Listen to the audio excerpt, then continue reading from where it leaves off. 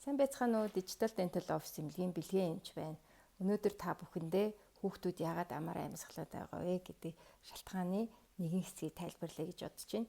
Тэгэхээр хүмүүс жоохон хүүхдүүд бай, насанд хүрсэн хүмүүс бай, бүгдээрээ одоо амаараа амьсгалж байгаа хүмүүс байгаад байна.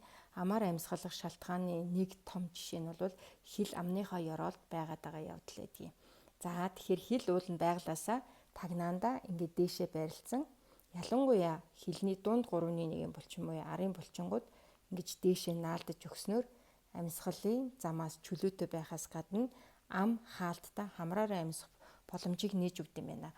Тэгэхээр хамраараа амьсгалж чадахгүй байгаа хүүхдүүдийн одоо хамрын хүндийн битүүрэх, хавагнах, за хүчил төрөгч хамраар ороход нитрит оксид гэдэг газ үүсч чадахгүй, өрөвсөл үүсэх, судас нарийсах, уушигны тэлэлт сайн явагдахгүй байх, цээжний амьсгал биш өнгөц амьсгал хэвлийн амьсгал биш цээжний амьсгал явагдаад өнгөц амьсгалах жишээтэй. За тэгэхээр хамрын амьсгал муудаад ирээд амаараа амьсгалаад ахэр хүмүүст яадаг вэ? Аденоид буюу гуйсан булчирхаанууд, хоолойны магч гэж ярьдаг бас тэр олон булчирхаанууд томрох, өрөвсөх ийм хандлагатай байдгийм байна. Гуйсан булчирхаанууд томроод ирэхлээрээсээ эргээгээд амьсгалын дээд замыг шахдаг. Амьсгалын дээд замыг зөвхөн хил биш, тэрнээс гадна шүү аденоид буюу гүйлсэрэн булчирхаанууд нь томорсноор дээд зам маань амьсгалын дээд зам маань илүү их шахагддаг. Тэгэхээр илүү их буцаад амаараа амьсгалах шалтгаан бас болоод байдаг.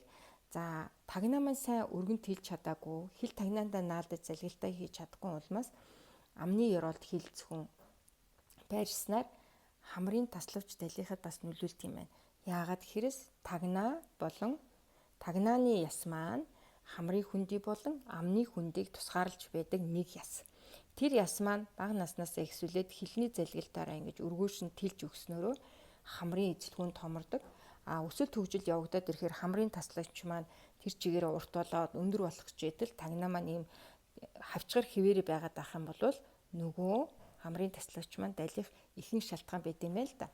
Тэгэхээр чих хамар хоолой эмчийн хагалгааны эмчилгээ хамгийн их хийдэг хагалгааны эмчилгээ бол таславч тэгшлэг хагалгаа байдаг байгаа.